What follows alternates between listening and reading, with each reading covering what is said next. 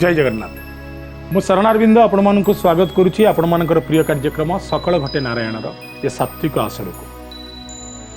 प्रतिटी जीव भितर प्रतिटी प्राणी भितर कोठना कोठी लुचि रही ईश्वरंकर दिव्य आउ सुंदर सत्ता। आज आपण मानक भितर उत्कंठा बढ़ी जीवनी। आज कोई विषय आलोचना हम। आज आलोचना आम आरंभ करवा गोटे एमती जीव को नहीं जे देखा ठीक सागुआ पत्रटे परी सबुज पत्रटे परी जी मनीष परी अविकल कथा कही पारे एवं भारतीय आध्यात्मिक धर्मग्रंथ जदि अन्यतम श्रेष्ठ भाव आउ भक्तिर ग्रंथ भागवत हुंती तेबे भागवत को से अईठा करिसंती बोली मध्य सुनिबाको मिले एवं स्वयं शास्त्र मध्य भागवत को तांकर उच्चिष्ट बोली वर्णना करुचंती। आपनक जिज्ञासा को एठी शेष करिवु। आज हम आलोचना करिवु गोटे पक्षी को नहीं। पक्षीर ना सुक बा सुआ। दर्शक बंधु सुआ विषय रे आलोचना कला बेले आपण माने भाबुथिबे सुआ विषय रे आमे कोन सब जानिबा। प्रथमे आपण मानकु मन पकई दबाकू चाहिबु भागवतर स्तुति कला बेले कह जाय सुक मुखाद अमृत द्रव संयुतम। ये होची सुकंक मुखर अमृत एवं सुक ये मीठा फल रे थंट मार दैचंती। सुक अईंठा भागवत भागवत होचंती सुकदेवंकर उच्चिष्ट। एमिति रसाळ फल ताकू सुक ही भुंजी देइचंती खाई देइचंती। अतएव भाव भक्ति ज्ञान और गारिमार महाग्रंथ भागवत को जे संपूर्ण हृदयंगम करिचंती जे अखिल विश्व रे बंटन करिचंती से जनक आउ केही नहंती से जनक होचंती सुक। तेबे सुकंक कथा कहिला बेले भारतीय धर्मशास्त्र रे आउ कोठी कोठी सुख अछि एवं सुकर भूमिका कण। तेबे भागवत रे जो महामुनि सुकं को आमे दर्शन करू व्यास पुत्र सुकदेव अखिल विश्व जहाँकर प्राज्ञपण जहाँकर उदार मानविकता जहाँकर धर्मीय आचार विचार एवं प्रज्ञा निकटरे ऋणी से जनक सुकमुनि। आमे समस्ते सुकमुनि कथा जानू। तबे एपरी विश्वास करा जाए सुकमुनि जन्म हेउ हेउ चालिबाकू लागिले एवं संसार छाड़ी पलायन कले। दुनिया रे को बापा चाहिबो जे सुक अर्थात तार सुत व्यासंकर नंदन जन्म हो हो पलायन करुचंती। ओडिया भागवत वर्णना कले व्यास डाकिले उच्च करी प्रतीकात्मक भाव में सुक चरित्र को किभली भाव में सुकमुनि माध्यम उपस्थापित करुचंती। स्वयं व्यास कहउछन तू मोर पुत्र मो बापा तू मोर पुओ सुकरे कुआडे जाउचु कुआडे जाउचु कुआडे जाउचु। सुकमुनि उत्तर दउचंती मु जहाँक पाखरु आसीथिली मु तांकरी पाखकु जाउची ना तू काहाँक पाखरु आसीथिलु ना परम पितांक पाखरु आसीथिली ना जीवु कोउटी की ना पुणी परम पितांक क्रिया रे ना बापा। ए दुनिया रे सबु बापा पिलाटाए एथि पाई जन्म करंती जे पिलाटाए बड़ हेले बापा मां को पोषिबो। थुरु थुरु हाथ रे बंकुली बाटे धरी जेतबेले बापा चाली पारु नथिबो बोउर शिराळ पापुली रे जेतबेले सामर्थ्य नथिबो भात थाली रु भात टिके आनी आपणार ओठ जाए नबा पाई सेतबेले परा संतान टिए लोड़ा हुए। मते देख मो कृष्ण दौ पायन व्यास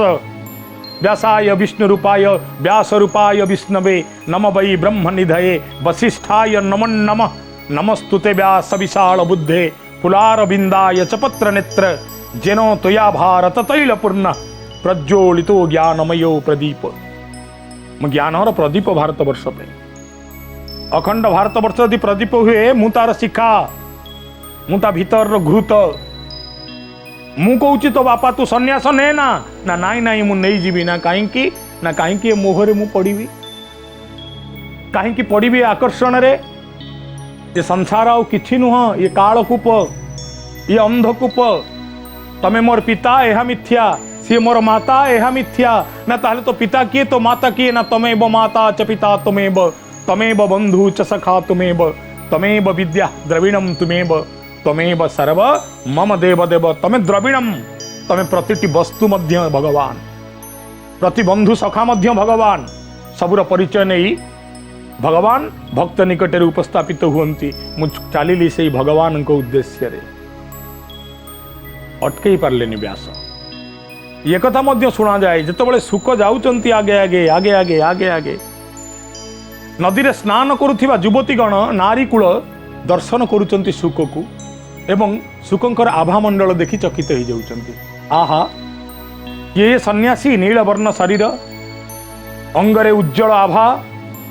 प्रभामंडल दृश्यमान होउछि मुखर चारिपटे सूर्यर तेजठू शतगुण सात्विक तेज जहाँ शरीर रे जहाँ को चाहिदेले लगुच ये पुरुष नुह ये आम पुओ ये पुरुष नुह ये आम बापा ये पुरुष नुह ये आम आत्मा ये देह ना आम निजक देखुवा गोटाए दर्पण। नारीकूल भितर जितेबाला जिज्ञासा जन्मी समस्ते नदी उठी आसुंच सुकमुनि को देखि प्रणाम करुँच आंठे पड़ी ये प्रणमुचु हे सुकमुनि ये प्रणमुचु प्रणमुचु प्रणमुचु आशीर्वाद मुद्रा हाथ देखई दे चली जाउचंती सुक पछुरु व्यास डाकी डाकी आसुचंती व्यास डाकिले उच्च करी सुक रही जा रही जा रही जा सुक रहिबार ना नौ नांती जेतले व्यास पहुंची गले पुष्करिणी निकट में व्यास को देखी नारी माने निज वक्ष को गोपनीय करदेले एवं पुणी नदी जल को डेई पड़ले पानी भितर बुड़ी रहिले। किछि बाट आगु को गले व्यास आगु गला परे मनरे भावना आसिला मु व्यास मुनि वार्धक्य उपनीत मु बुढ़ा हो सारे मते देखी नारी माने लज्जा करुचंती सुक ता जहा को देखी लज्जा नहीं सुक को देखी प्रणमीमा को आपणार बसन नहीं बास नहीं वस्त्र नहीं ये कथा भूली नारी कूल उठी आसिले पुष्करिणी उपर को अथच मु वार्धक्य उपनीत वृद्ध मु प्राज्ञ मु मते देखिकी तांको लाज लागिला। व्यास बुली पड़ले कहले माँ माने तमें तो जलाशायी होइकी अछ समग्र शरीर ए जल रे आवृत मो वार्धक्य लोक मत खाली गोटे कथा कह ना कौन ना माँ सुक तरुण सुक को देखि सारला परे तम मान को लाज लगिला नहीं तम माने पुष्करिणी ऊपर को आसिल सुक को प्रणाम कल अथच मते देखी तुमको लाज लगिला कहीं। युवती जनक भितर जड़े युवती उत्तर देले आपणक भितरे कोउठ ना कोउठी मोह अच्छी आपणक भितरे कोउठ ना कोउठी आकर्षण अच्छी आपण मध्य कोउठी ना कोउठी नारीर सानिध्य पाइचंती केबे आपणार वंश रक्षा करिवा पई हो केबे जगत को आउ किछि वार्ता दबा को हो किंतु ये सुकमुनि प्रतिटी नारी को ये मातृवत दर्शन करती आंकु देखिले आमको लगुला ये पुरुष नुह ये आम पुओ आकु माँ परी कोड़े नबू आंकु देखिले लगुला ये पुरुष नुह ये आम बापा आम जहाँ कोल शोई पड़ू ये हूँ सुकंकर चरित्र एवं यही सुकंकु सुक अर्थात शुआ सहित तुलना करा दक्षिण भारत में सुक को नहीं जेते सब कथा शुणा मिले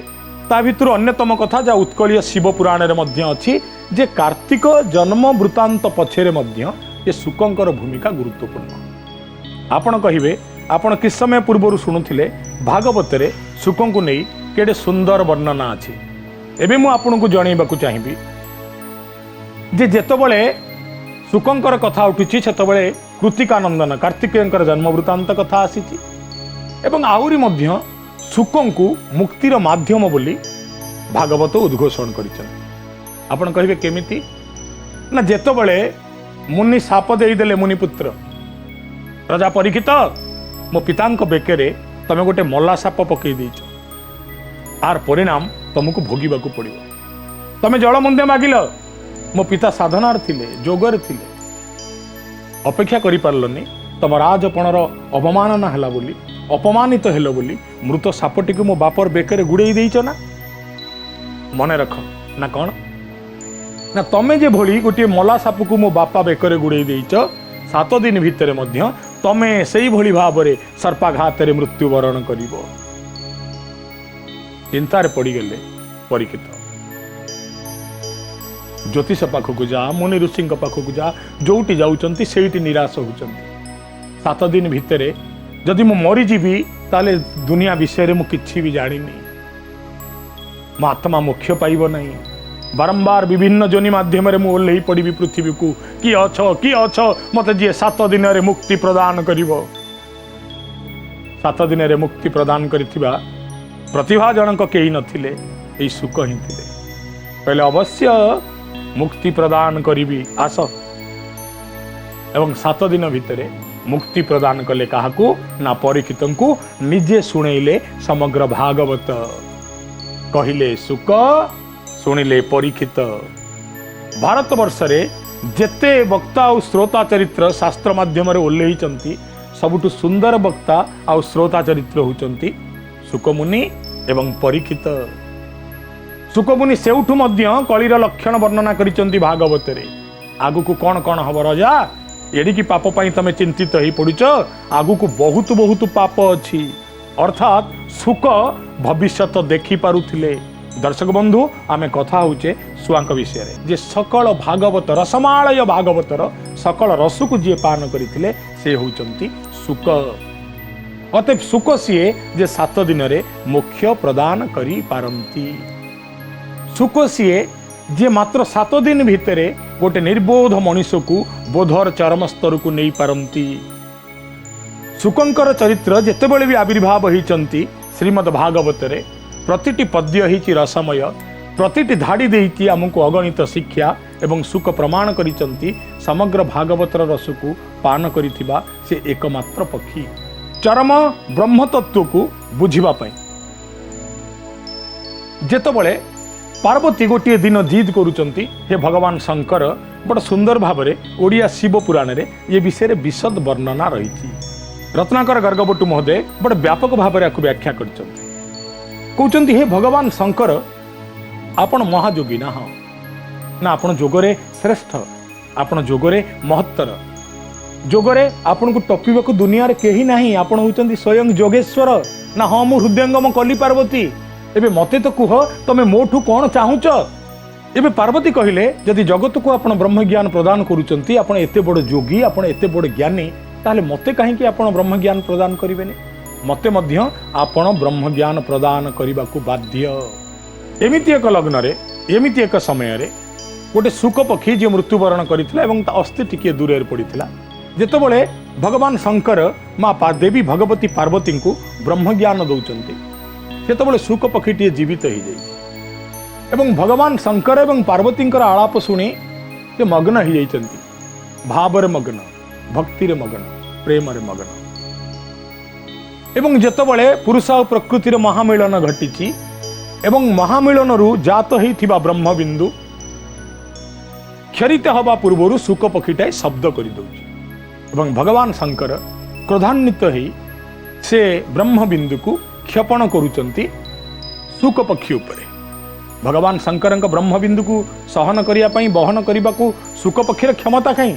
बोल मरीगली बापाल मरीगली बापाल मरीगली किए अछ बंचाओ किछि बाट नहीं बोझ संभाली न पारी जाई जल भितर बुड़ी जाउचंती एवं जल भितर जो षठ मातृका स्नान करुथिले तांको शरीर भितर को प्रवेश करिछि ये बिंदु एवं सेथिरु कार्तिकेयंकर उत्पत्ति बोली सुनिबाकू मिले। किभଳି भाबरे से संतान को जन्म देइचंती एवं किभଳି भाबरे पुणी गोटे सिंधुक भितर पुरै भसई देइचंती एक कथा आमे समस्त जानिछु। अतएव गोटे सुक पक्षी ही भगवान शंकर ब्रह्म ज्ञान पाइथिला।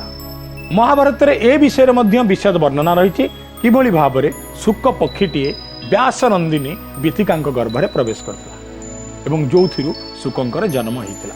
ब्रह्म ज्ञानी सुक पक्षी प्रवेश करिवारु सुक मुनि जन्म होइतिले। अतएव कृतिका गर्भर कारण गोटे सुक पक्षी होइथिबा बेले व्यासंक नंदन सुकंकर जन्म पछरे मध्य गोटे सुक पक्षीर भूमिका रही। दर्शक बंधु आंचलिक भागवत एवं मूल संस्कृत भागवत एवं विविध प्रांतीय भागवत विभिन्न उक्ति प्रदान करती से जहा होना कहीं आमे यही दुईटी सिद्धांत उपनीत हवा। प्रथम कार्तिकेयंक जन्म पछरे गोटे सुक पक्षीर हाथ रही एवं व्यासनंदन सुकंक आविर्भाव पछरे मध्य गोटे सुक पक्षीर हाथ रही। अतएव गोटे सुक पक्षी जगत को महामुनि सुकंक भली जड़े प्रचंड सन्यासी को देइचंती एवं आउ गोटे सुक पक्षी अखिल विश्व को देवता मानकर प्रिय सुंदर सेनापति कार्तिकेय को प्रदान करिसंती जे इंद्रंक सहित सेनापति ही युद्ध लड़ती एवं जो कुमार कार्तिकेय कुमारपण रे भारतीय शास्त्र वर्णना करिवार विभोर कार्तिकेय रूप वर्णना कला बेले शास्त्र हुंती विभोर, शास्त्र हुंती तन्मय, शास्त्र हुंती तल्लीन। ये समस्त पछरे जार अवदान रही से जनक होउची सुक पक्षी एवं सुक पक्षीर अन्यतम दिग को जदि आपण जीवे सुक गोटे एमिति पक्षी जे मनीष परी कथबार्ता करिपारे सबुर घरे गोटे समय थिला जब घर दुआर मुहरे शुआटाई थिला पंजुरी भितर एवं आपण जहा कहिबे सुख पक्षी तार उत्तर दे देबे। बाबू जाइथिबे काम को फेरिले सुख डाक पकेइबो बापा आसिले बापा आसिले बापा आसिले पिला जानी देबे शुआ डाकिलानी बापा आसिले माने आम बापा बोधे आसीबार बेल हो गला। स्त्री स्वामी की खाया को देइछि शुआ को खाया को दबा को भूली जाइछि सुख डाकिबो पिला माने जदी मामा डाकुथिबे सुख मध्य डाकिबो मामा पिला माने बोउ डाकुथिले सुख भी डाकिबो बोउ पिला माने माँ डाकुथिले सुख भी डाकिबो माँ डाकी डाकी कहूथिबो माँ मते दे माँ मते दे माँ मते दे कथा कुहा शुआ। मोर विश्वास आपण माने समस्ते कोउठ ना कोउठी निश्चय देखिथिबे कहा ना कहा घरे निश्चय देखिथिबे। अनेक कथा आलोचना करिबा आमे आलोचना करूथिले शुआ पक्षीटीए किभଳି भाबरे कथा कहि शिखिछि एवं शुआटीए किभଳି मनुष्य को अनुकरण करि पारे। आपण माने जानते कि दुनिया रे जेते जीव राम नाम नियंती ता भितर श्रेष्ठ नाम नौथिबा पक्षीटे होउछि सुक जे राम नाम ने एवं कहा जाए शुआ बोले राम राम सारी बोले राम शुआ और सारी उभय राम नाम को उच्चारण करती। एक कथा जानते दर्शक बंधु कहा जाए शुआ ही जीव शुआ ही परम शुआ ही मनीष आत्मार प्रतीक ना केमिति ना मनीषर देहरूपी पंजुरी रे जो शुआटे अच्छी तार ना आत्मा ना देह किए ना जीव ना आत्मा किए ना परम ना जदि ये शुआ जीव आ परमर भूमिका निर्वाह करुच्ची शुआर नामकरण एपरी आउ कौटी अच्छी कि हाँ आज्ञा महाप्रभु श्री जगन्नाथ नंदीघोष रथ आपण मैंने निश्चय देखिं उपरे देखिए ओलटा शुआ जड़े जनक आड़ को पिठी करिकी थियो आपण मने मने भाविबे दुनियार एते पक्षी थाउ थाउ दीटा शुआ को रथर ऊर्ध्वर स्थानित करा जिबार कारण कौन ना शुक ब्रह्म पक्षी अर्थात से ब्रह्मज्ञानी पृथ्वीर सकल भगवान का रस को उच्चिष्ट करिथिबा पक्षी सीए ना पुनः ना देहरूपी पंजुरी रे आत्मार प्रतीक होची सुक। आपण पचारिबे ए जो दीटा शुआ पिठी की पिठी जोड़ी की बसीचंती मुह देखा देखी होउनांती ये दुई जनकर ना कौन ना जदिओ स्कंद पुराण रे बढ़ई खेदारे एमानकर नामकरण नाही किंतु अनेक प्राज्ञ पंडित पुरुषानुक्रमिक भाव रे एमानंकु जो ना रे डाकी आसंती से दुईटी नाम होची जीव आउ परम। आपण पचारिबे यदि दीटा चढ़ई रहिले थंट को थंट जोखी रही पारता तेबे कौन कौनसी कलात्मक दिग विषय चिंता करुथिबा बढ़ई रथर सौंदर्य कथा भावी शुआ दुईटांकु जन मझिरे दधि नौती रही जाउची थंट को थंट न लगे पछकु बसई देला कि आपण कहिबे ना कदापि ताहा नुह ना तेबे कौन ये ना जदि दुईटा शुआ ओल्टा रहिले ता पछरे गोटे भाव अच्छी गोटे आवेग अच्छी ना से शुआ दुईटा किए किए ना जीवा आउ परम। पुरी रे एपरी लोक कथा रही पिठी रे जो खिले पिठी की कथा देइची से सर्वघटिया रे नहीं जीव टेकी टेकी ना अर्थात ना जने जीव आउ जने परम ना जीव कौन करची ना परम ऊपर डेरी होईची ना परम कौन करिची ना जीव ऊपर डेरी होईची ना अर्थात ना भक्त भगवान ऊपर आउजी हुए भगवान भक्त ऊपर आउजी हुए। मन पकांतु पहंडी दृश्य महाप्रभु श्री जगन्नाथ आसुथिबे बाहु तले बाहुटिया पिठी तले पिठिया पाटकनारे भिड़ा होइथिबे भगवान जन अरण्य को काटी काटी नाब परी पोत परी आसुथिबे हली हली झुली झुली बेले बेले लागे पछरे थिबा लोक महाप्रभु को टेकिबा पई पिठी रे पिठेइची ना महाप्रभु ऊपर आउजी ही पडुची। आपण कहबे आज्ञा से केतबेले टेकुची पुनी केतबेले महाप्रभु को ऊपर आउजी होउची ना कारण ना जीव केवल परम ऊपर निर्भर करि पारे। आज बापा अच्छी काली बापा नथिबो आज पुओ अच्छी काली पुआ आपन को भूली जीवो। आज आपण जो शरीर को नहीं गर्व करूचंती ये शरीर काली तार सत्ता हरेइबो। आज निरोग बोली आपण जो अहंकार करूचंती ये अहंकार माटी भली काली सकाळे भूमि लगना हो किछि भी रहिबो नाही ना तेबे भरोसा काहा को करी हबो ना भरोसा करी हबो तो दुईटा शुआ हो जाओ तू जीव तू गोटाए शुआ परम तू भी गोटे शुआ मु तो देहरे लदी ही गली तू मो देहरे लदी ही जा मु तते भरोसा कर देली तू मते भरोसा करी जा मोर तो बिना कहीं नहीं। मनीष का देहरे डेरी हुए घर खुंटे डेरी हुए अर्थात जे खंब जे स्तंभ जे सब बोझ संभाळे भक्त कहे जीवरूपी शुआ कहे हे परम रूपी ईश्वर मु तम देहरे डेरी ही परम रूपी शुआ कहती हे सुख रूपी जीव प्रकृति में तू मो देहरे डेरी हेनु मु तो देहरे डेरी हेची मु तू जदि न थांतु मते किए कहीं भगवान बोली कही था भक्त कहूँ ना ओ प्रभु आपण नथिले मु ये पृथ्वी को कहीं आसी था। सालबेग बड़ सुंदर भाव में कहलेनी कहले जहाँ को आम भक्त कहूचे सी जदि गाई हुए ताले भगवान होउचंती बाछुरी गाई जुआड़े बाछुरी से आड़े अर्थात भक्त जुआड़े चलिबो भगवान ता पछे पछे चलिए जीव आउ परमर ये होउची संपर्क आउ एमिति कोन ना भगवान जुआड़े चलिबो चलिबे भक्त मध्य ता पछे पछे चलिबे अर्थात प्रभु मु तम पछरे अछि तमे मो पछरे अछ ये भाव थाउ ये भक्ति थाउ ये प्रेम थाउ ये अनुराग थाउ ये श्रद्धा थाउ ये समर्पण थाउ दीटा सुख एक कथा प्रमाण करती अखिल दुनिया आगे एवं आपण जेतबेले रथ खोलार देखिए शुआ प्रथमे केमती थिबा आकार ना दुई भली प्रथमे दुई देखिए तापर गोटे संख्या देखिए एक भली आपण कहिवे कौन देखुच दुनिया रे ना दुई ना नाई दुई नुह एक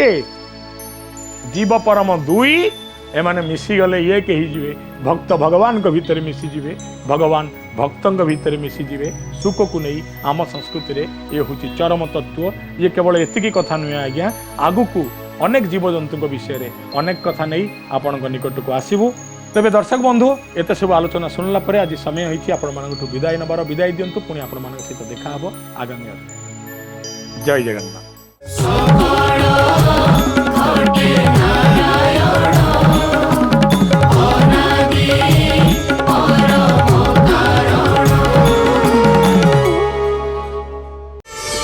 प्रार्थना आम आनंदर उत्स।